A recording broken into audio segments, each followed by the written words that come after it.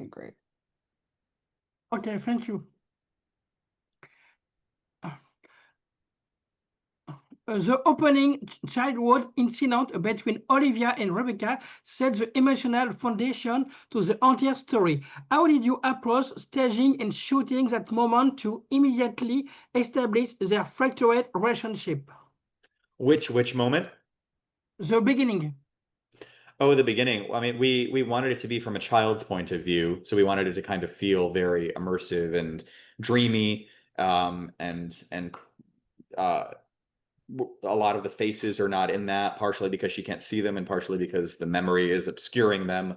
So there's only kind of in that opening one face that you see, kind of still obscured, but one real face that is kind of seared into her memory. Yeah. Jack Weber's portrayal of Curtis keeps Weaver guessing about whether he is a dangerous cult leader or legitimate guide. What specific direction or conversation did you have with him to maintain that ambiguity?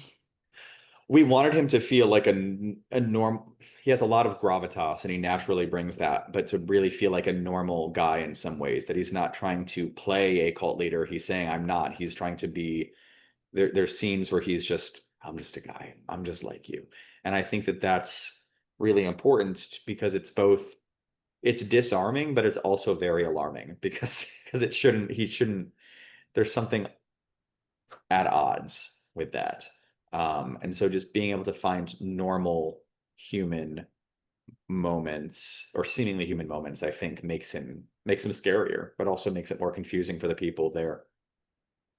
Madison Lynch played Sophie with a mix of warmth and unease.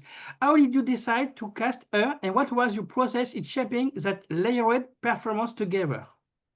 Landry was already involved in the movie, and so finding somebody to complement that energy, but also contrast it in an interesting way. And I was familiar with her work, and she's great. And being able, we met and talked, and she was so down to work in this way, and really gravitated to the script and the character and understood it. And it was just, I've been doing this for a while, and having a hunch with pairings and just sensing that energies will match, and they certainly did. They were great together, and and we're really, really good friends.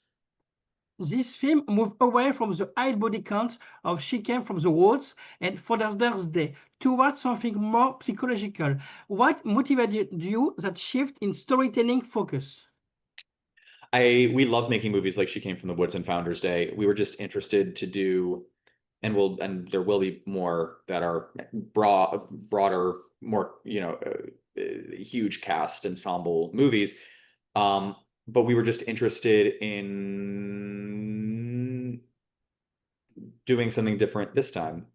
So there's not making the story feel like it's still a very expansive world, but having fewer people and focusing on kind of one or two relationships was really interesting to us, and mining horror in different ways, because while there are fewer bodies, you know, the way people speak to each other, the mistakes people have made, the self-hatred that people have, those are all, manifest as acts of violence in this movie as well. And there's just something off and scary and just a real through line of dread and suspense, I hope, that is somewhat omnipresent in this movie. The retreat rituals and philosophy feel eerily authentic. Did you draw on specific research or real-life example for self-help movements or cult when building this world? We watched a lot of cult documentaries and cult movies, not to steal from, but just to kind of be aware of the world and how people might behave in it. Yeah. Many scenes switch suddenly from disturbing to absurd, creating tonal whiplash. Are those moments meticulous planned in the script, or do they evolve during rehearsal and shooting? It's both. We wanted there to be these absurd moments because I think that that's natural, and I think that would happen. So there's moments that are, really scary to someone while hilarious to somebody else, because it's about your point of view and where you are, which, kind of feeds into themes of self-help. But I kind of alluded to earlier that like there is more comedy, at the ends of some takes where people were improvising a little bit, that is great in and of itself, but we had to kind of calibrate. But the out of the blue scare or the out of the blue laugh is definitely something, you know, laugh in the sense that like, oh, that's really dark, and like it's coming from the same place. It's coming from this place of discomfort. It's just, am I laughing or am I screaming? I'm cringing either way. The film makes a strong statement that parents owe their children everything, but children owe their parents nothing. Was this theme part of your vision from the very start, or did it grow naturally during the writing process? um, I I think just asking a lot of questions about the parent-child relationship, because in some ways, like Olivia's been taking care of her mom more than her mom has been taking care of her. And but she wants to be taken care of. Her Olivia wants to be taken care of, and there's that hope that that inner child can be healed. And I think in some ways mom wants to do that too, but doesn't know a path. And so there's this uh, steadfast hope in some capacity that that can happen. So I think it's less that, oh, nobody owes the other anything. It's a matter of what does that negotiation look like, and when is it time to call it quits, and what do you owe somebody? The relationship between Landry Bender and Amy Hargreaves feels incredibly authentic.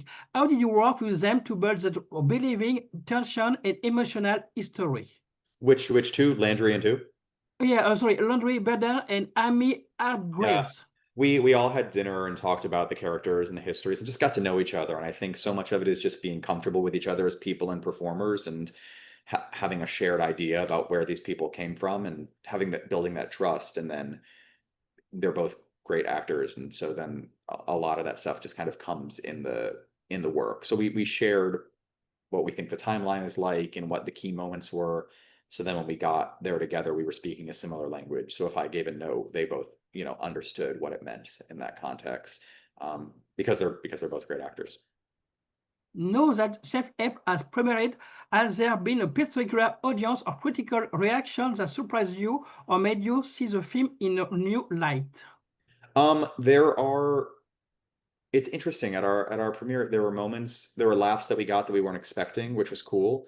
And then there were moments where we were expecting a laugh and we didn't. And that's not a bad thing, because it was like there were moments of absurdity where, we've seen it in the edit and we laugh because it's so absurd, and we're like, oh my God, I wonder what people are gonna do. And then there's not, but we came to realize, both in the moment and in talking to people in the lobby after, that they were just like, that was really uncomfortable. That like really like, and that's cool too. And they just didn't really know what to do with whatever they were feeling. And that, that'll switch between audiences, as it always does. It'll be, you know, laughter is a contagious thing. So if somebody laughs, that might put somebody else in that frame of mind. If nobody does, everyone might feel.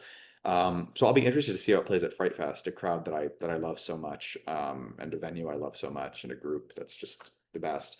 Um, so yeah, it's always surprising. It's heartening when you get what you want, but it can also be cool when you don't get what you expect. And my last question, how did you find this great mask of this movie? Oh, we spent a lot of time. We spent a lot of time researching and finding different pairings, and finding, like, we looked at a lot of versions of all of these different masks, and it's just kind of a taste thing. It's like, what individual masks look good, what have the texture and the color, and then ultimately, are they going to look good together? So thanks for saying that, because we spent we spent a lot of time doing that, and what's going to reflect the character. Yeah. Thank you so much. Have a great day. Bye Thanks. bye. Of course.